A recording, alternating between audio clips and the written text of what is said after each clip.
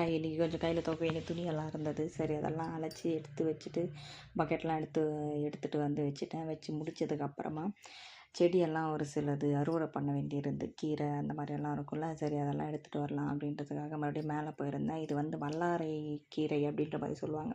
இது வந்து குழந்தைங்களுக்கு ஞாபக சக்தி நல்லாயிருக்கும் அப்படின்ற மாதிரி சொல்லுவாங்க இதை சாப்பிட்டா.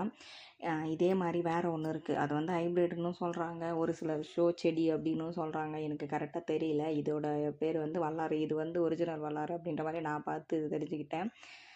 இது வந்து ஒரு மாதிரி இருக்கும், அது வந்து ஒரு மாதிரி திக்காக இருக்கும். இது வந்து லேயராக வந்திருக்கும், அதுக்கும் வந்திருக்கும், ஆனால் ரொம்ப திக்காக இருக்கும். இது வந்து கொஞ்சம் லைட்டாக மெலிசாக இருக்கும் இதோட செடி. சரி அதை தான் கீரை பருப்பு போட்டு கடையலாம் அப்படின்ற மாதிரி நினச்சேன். சரி அதான் கொஞ்சம் பறிச்சுட்டு வந்து போடலாம் அப்படின்றதுக்காக பறிச்சிருந்தேன். அதோட இது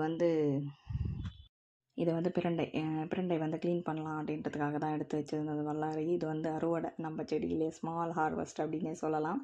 சரி கொஞ்சம் கொஞ்சமாக இருந்தது, அதான் எடுத்து வச்சு எல்லாத்தையும் க்ளீன் பண்ணி அதை வந்து கீரையில் போட்டு கடையலாம். இது வந்து ஒரு மாதிரி சட்னி இல்லைன்னா துவையல் மாதிரி பண்ணலாம், கொஞ்சம் லைட்டாக சைடில் வச்சு சாப்பிட்றதுக்கு நல்லாயிருக்கும் அப்படின்ற மாதிரி ரெண்டுத்தையும் க்ளீன் பண்ணி எடுத்து வச்சேன். இது இருக்கிறது என்னமோ 4 தாங்க. அது க்ளீன் பண்ணுறதுக்குள்ளே போதும்னு ஆயிடுச்சு.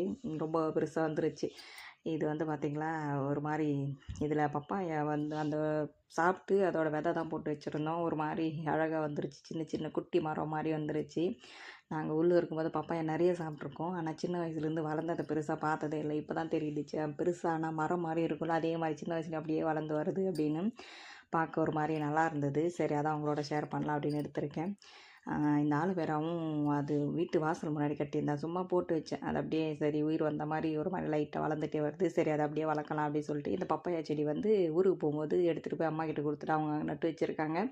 வீடியோஸ் எல்லாம் எப்படி இருக்குன்னு மறக்காமல் கமெண்ட் பண்ணுங்கள். தேங்க்யூ.